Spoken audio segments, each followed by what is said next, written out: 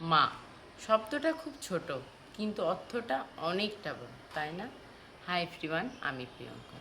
খেয়াল করে দেখেছেন, আমাদের সবার খাওয়া হয়ে যায়, কিন্তু একটা মানুষ কিন্তু বসে থাকে যে আমাদেরকে খাওয়াবে, আমাদেরকে দেবে, সব কিছু কমপ্লিট হবে, তারপর কিন্তু সে নিজে খাবে। কিন্তু তার থালাটা যখন আমাদের থালাগুলো সাজায়, তার থালাটা কিন্তু সাজায় না। কেন বলুন তো?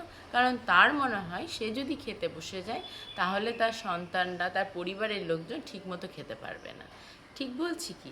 কিন্তু জানেন, এটা কারো কারো কাছে অভ্যাস, আবার কারোর কাছে এই জিনিসটা একটা নিয়মের মধ্যে পড়ে। কিন্তু আমার কাছে না, এটা একটা ভালোবাসার উদাহরণ।